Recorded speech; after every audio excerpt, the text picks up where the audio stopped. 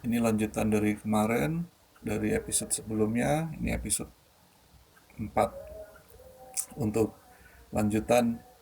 eh, saya hanya bercerita satu hal, mungkin akan saya berikan tautannya atau linknya untuk versi saya. Ini cukup menendang saya, memukul saya, untuk bahwa saya sangat kecil.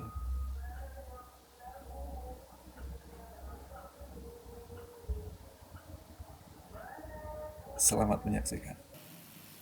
Allah punya berapa rahmat? 100 rahmat. Inna lillahi mi'ata rahmah. Sesungguhnya Allah memiliki 100 rahmat. Anzala minha wahidatan fid dunya. Allah turunkan dari 100 rahmat itu satu di dunia. Satu rahmat inilah dibagi-bagi buat manusia mulai dari zaman Adam sampai manusia yang terakhir sebelum hari kiamat.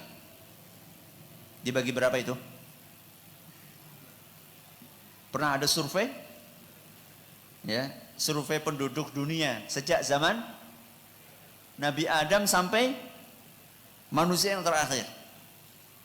Satu rahmat Allah itu dibagi-bagi buat manusia semuanya. Manusia toh? Seluruh makhluk yang ada di dunia ini. Yang paling gede sampai yang paling kecil. Yang paling gede apa? Gajah. Yang paling kecil? Tengu. Tahu tengu? Tahu? Kalau laki-laki mesti tahu lah tengu. Ya. Binatang yang suka bikin repot ibu-ibu ketika anaknya kena tengu. Harus pakai apa? Sensor, harus pakai mikroskop. Ya. Dicari sampai ketemu. Itu semuanya rizkinya ditanggung sama Allah dari 1% tadi. Berarti orang yang paling kaya sedunia, yang katanya kekayaannya sekian T, ya, itu cuma dapat 0, berapa? 0,000000000 dari 1%. Dia akan dapatkan itu semuanya di dunia, dan nanti pada hari kiamat jangan harapkan dia mendapatkan sedikit pun dari rahmat Allah yang Allah simpen di akhirat. Berapa persen? 99%.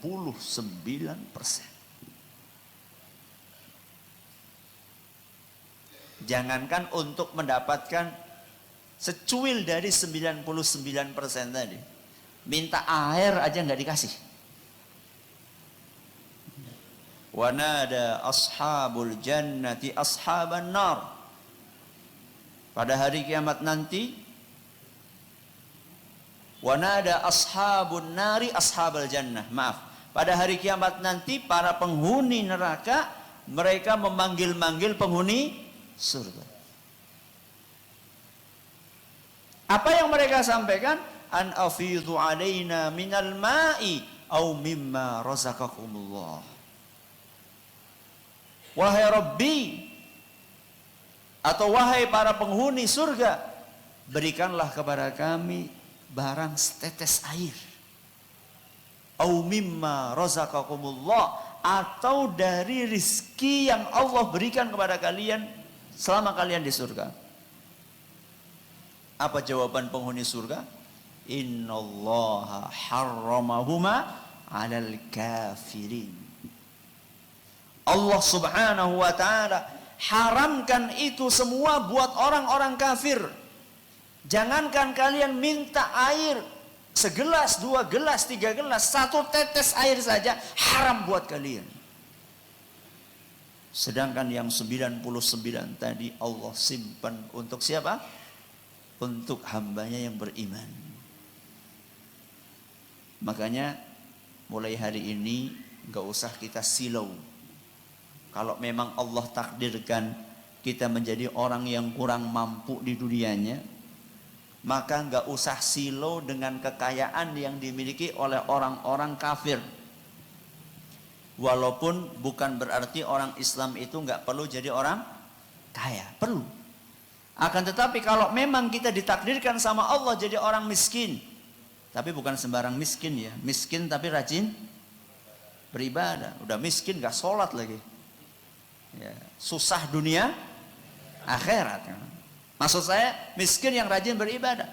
Gak usah Anda minder ketika berhadapan dengan orang-orang kafir yang barangkali mereka itu punya Masya Allah mobil, punya rumah, punya kendaraan yang luar biasa, punya sawah, punya perusahaan. Gak usah minder. Sesungguhnya yang menunggu kita adalah 99% dari nikmat yang Allah sediakan buat hamba-hambanya yang beriman. Baik, terima kasih. Kembali lagi di channel Rumah Masakan bersama saya Andri Muhammad. Terima kasih yang sudah nonton, sudah komentar, sudah mensupport saya. Kemudian ada cerita lagi, titik balik ya, titik balik atau detik-detik terakhir proses saya berganti profesi. Saya mau menarik ke depan kembali sekitar kalau nggak salah 2015.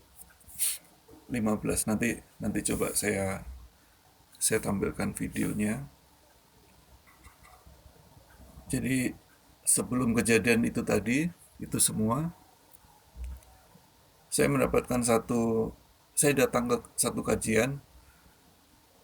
Kajian itu di Bintaro ya, di Jakarta, di Tangerang Selatan. Itu mengenai atau judulnya itu Allah baik banget.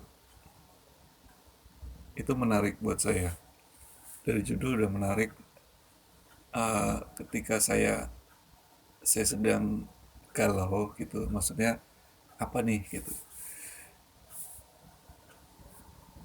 Dan ustadznya adalah Ustadz Abdullah Zain Hafizahullah.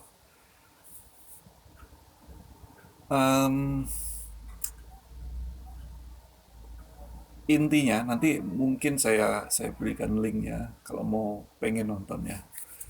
Intinya, dan ini benar-benar membuat saya terjawab gitu. Terjawab itu sebetulnya kegalauan saya sudah semakin ketemu, oh permasalahannya ini, bahwa pada dasarnya atau prinsipnya Allah itu mempunyai rahmat, dan jumlah rahmatnya adalah 100, mempunyai 100 rahmat. Oke.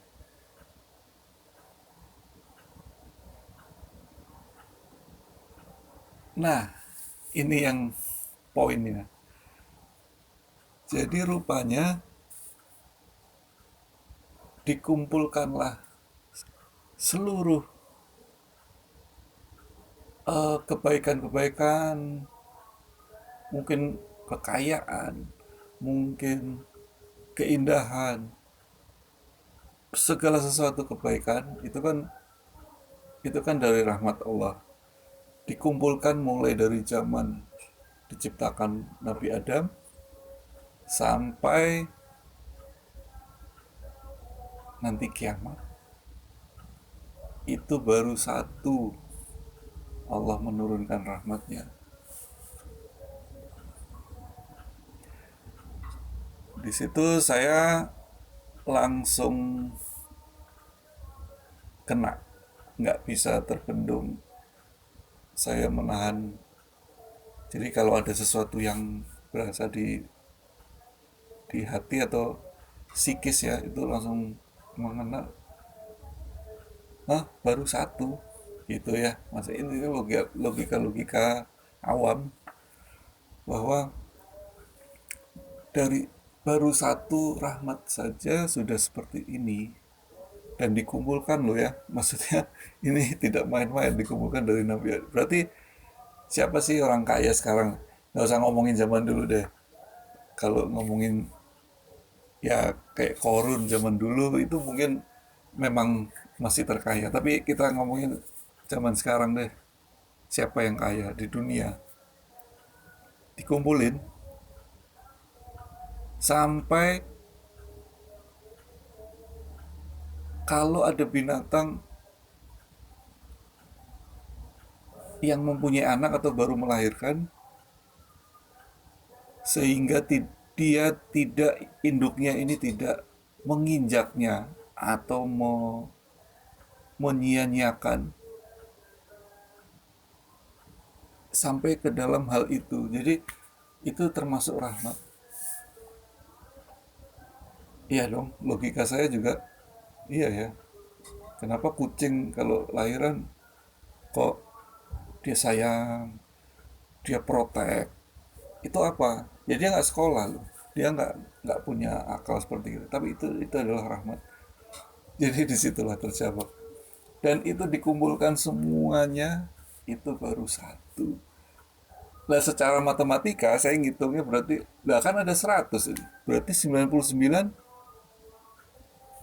ini puncaknya.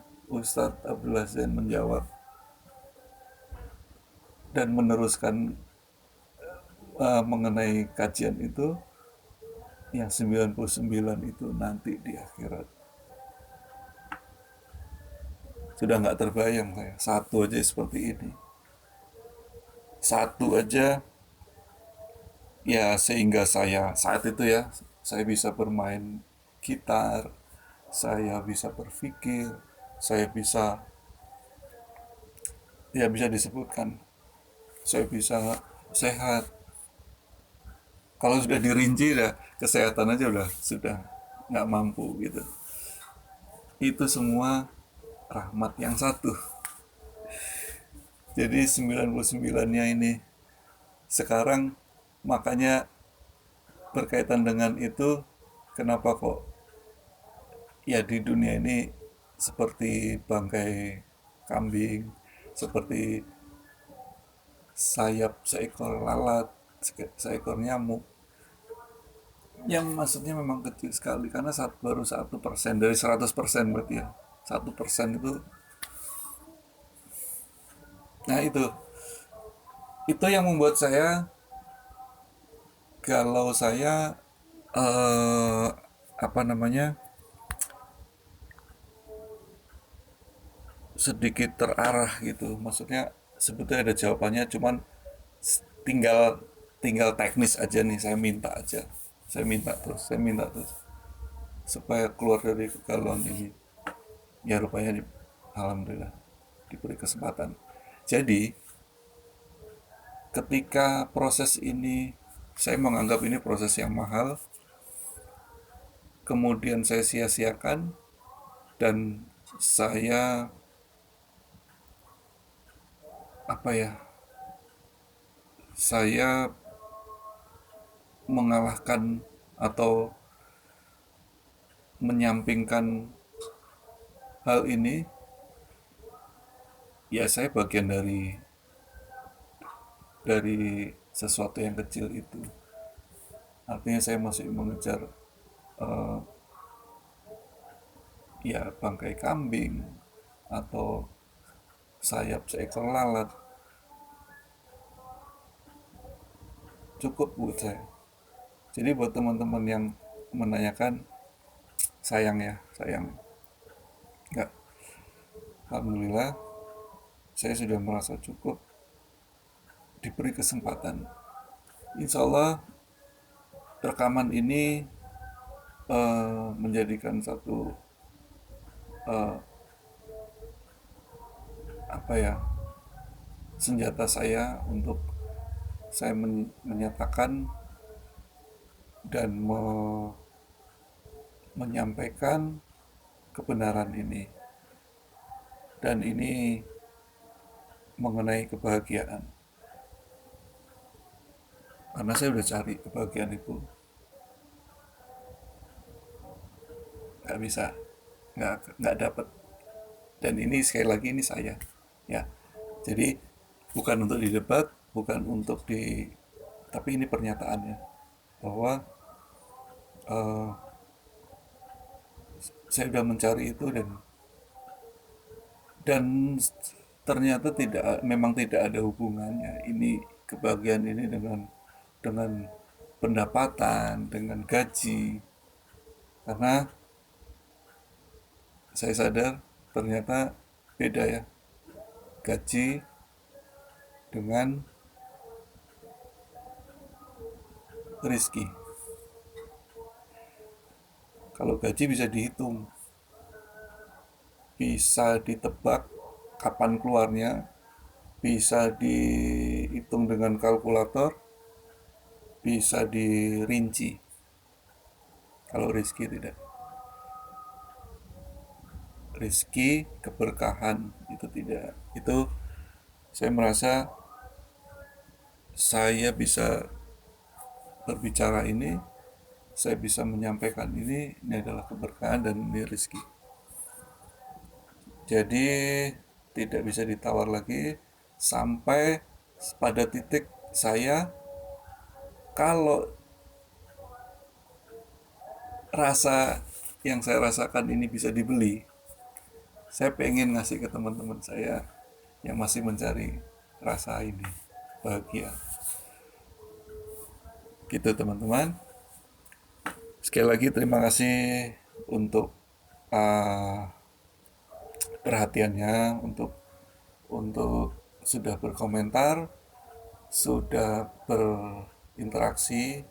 Semoga ini menjadikan wasilah untuk di akhirat nanti pertanggungjawaban. Saya merasa punya hutang ke banyak orang bahwa saya membuat lalai teman-teman saya waktu itu, membuat kebahagiaan yang saya anggap semu versi saya. Maaf kalau masih masih ada yang mau memprotes untuk, ya, saya bahagia dengan hal ini hal itu.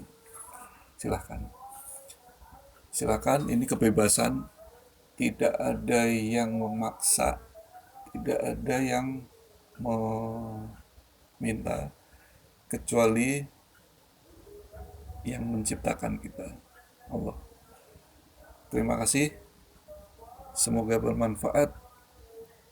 Kita akan berlanjut insya Allah. Wassalamualaikum warahmatullahi wabarakatuh.